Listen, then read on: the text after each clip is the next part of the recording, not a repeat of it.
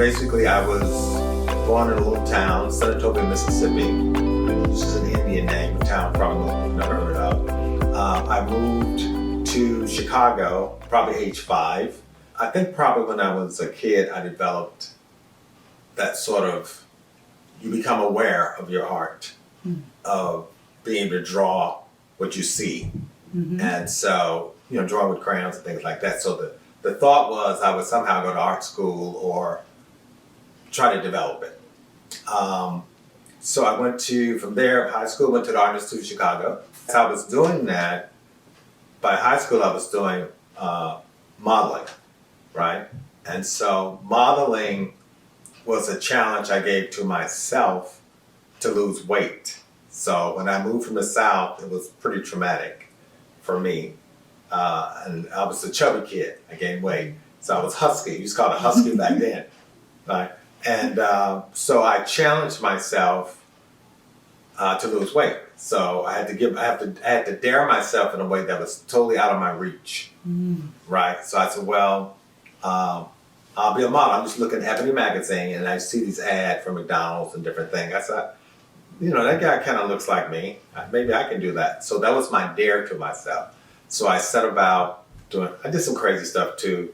Dieting, taking diet pills, 1 bag potato chip a day to lose weight, right? Because I was petrified of going into high school being fat. I wouldn't get a girlfriend. It was going to be horrible. Anyway, I was doing modeling and acting and trying to do singing as I was in college. And it was a lot. And I was working. So after you do it for a while, did a lot of film extra work. Blues Brothers, The Hunter. I got to work with Steve McQueen for a couple of days before he died. And but someone said, you need to get your degree because a degree would be forever. If you want to do this acting thing, after you get your degree, you decide. Right? So I just put that aside because I was at a point, I got to move to LA, get an agent, and really go for it, or I need to finish my degree. Right? So I finished my degree. And by the time it was all said and done, I was more of a bohemian. I had paint underneath my fingernails. I wasn't getting manicures. I didn't worry about what I ate, all that stuff. So that was how I just kind of immersed myself in the art, kind of went from there. Jump into what message would you like to leave behind for your younger self or even the younger generation about your topic of dreams? Well, I think we need to sort of define what is a dream and what is a vision. Right? Because they're two separate animals. A vision is more of how people want the world to be, how you want, and it requires a certain amount of planning and schemes and different things to sort of change the landscape. But you're doing things, you want to create this landscape, this environment, right? And it requires planning and things like that. A dream is basically just more of a raw, emotional desire for something. It may or may not ever become true. It may be so fantastic that you don't really know how to create these steps to attain it. You just know that you want it, you desire it. It's a strong desire. But of course, there's things one can do to obtain a dream. Right? But in its most purest form, it's just this desire, right? Like I want to be a famous opera singer for some people. Or someone, like I was, this little black boy in Senatobia, Mississippi. I didn't have a dream. My dream was getting out of there. So even at like 4 or 5 years old, I knew that there was something else, right? So it wasn't like a job or career. It's like, I want to get out of this environment. There is something else beyond here.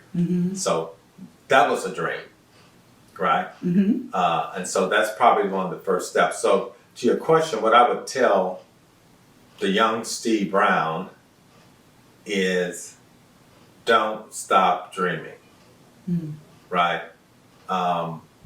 Because to be honest with you, I feel privileged that I actually went after my dream. But dreams can also, your journey can also be triggered by different things, right? Necessity, right? So for me, what I would tell people who look around and say, I don't have any resources, right? And I think reality television has really jacked up a lot of people in terms of, within an hour I'm going to have this, or I'm going to get this famous internship, with Puff. I'm going to do this, and it's all going to happen, and I'm going to network and go to this party, and so I think a lot of people have this really false illusion toward dreams. Or you read in the paper like, well, they started a company in their bedroom, in their dorm room, and now they're making, but they don't realize that, if you peel back the onion on that, the two guys' fathers were lawyers. So like with Bill Gates, right? His father was a lawyer who helped him create Microsoft, right? You see what I'm saying? So a lot of times when people read in the paper and you see these other people and you aspire to do what they're doing, you have to be very careful to understand, what did it really take for them, right? You got to put in the work for whatever your dream is. So I think what I would tell young people, have a dream, because dream gives you hope. It gives you purpose. And